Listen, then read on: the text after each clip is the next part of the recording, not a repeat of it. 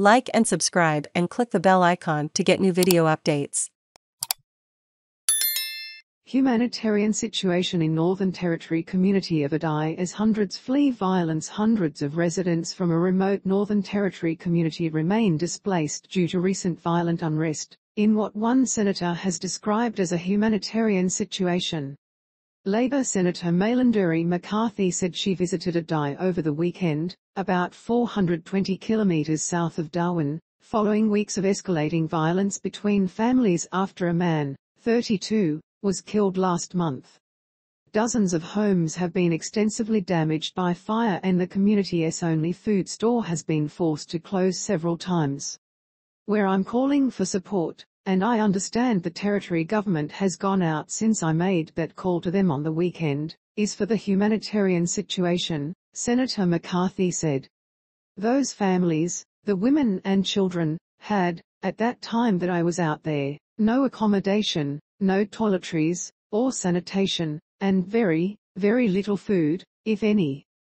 Senator McCarthy said hundreds of people had fled to outstations, temporary bush camps and surrounding homelands, while community members embroiled in the conflict fought with weapons and set houses on fire. Numerous people have been injured in the unrest. Senator McCarthy said she believed living conditions in Wadeye had improved since her visit thanks to police and the Northern Territory government, however said there is a great deal of hurt among the families. It's terribly sad really, out there, she said. I had the opportunity to speak to all sides of the families that are obviously in conflict, and urged everyone there that violence is not on. What is being done to address the crisis? NT Police Acting Commissioner Michael Murphy said extra police had been deployed to Wadeye in recent weeks to help bring violence under control. He also said stores were now well supplied with essentials. Read more. We haven't seen any unrest in the last 6 days, which is pleasing, he told ABC Radio Darwin this morning. However, he said law enforcement alone would not fix the problem. Incarceration and penalising people through the justice system isn't the answer, he said.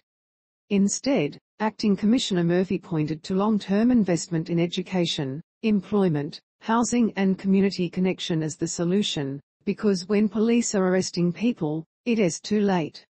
I think there is about 700 children enrolled in school, and there is only 10% attending, or possibly less, he said. It is quite sad to see all the young kids out there who are bright-eyed, very intelligent, energetic, love their footy, being displaced from what they can see as what might be normal, and it is absolutely not.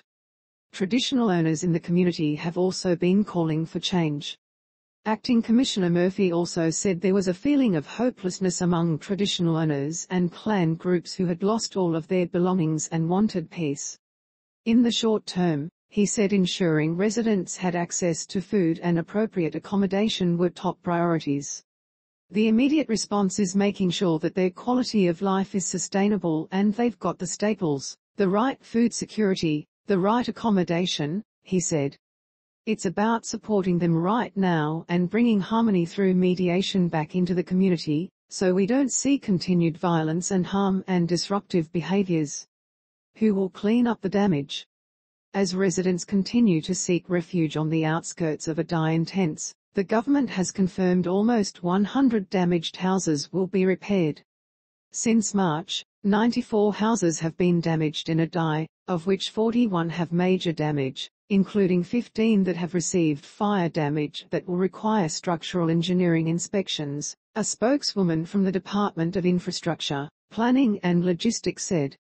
As the landlord, the Northern Territory government manages and maintains public housing in remote communities, including Wadeye, which includes carrying out repairs in accordance with parameters established in the Residential Tenancies Act.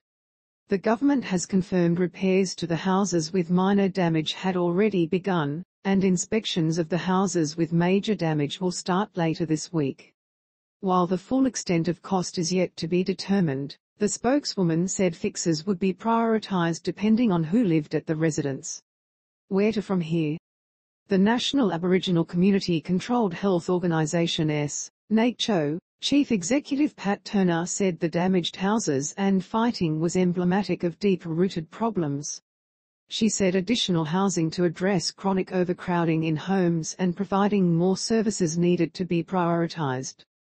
There are so many different clan groups that have been plonked into Wadeye over the years by governments, so they can undo their bad doing in the first place, Ms. Turner said. There should be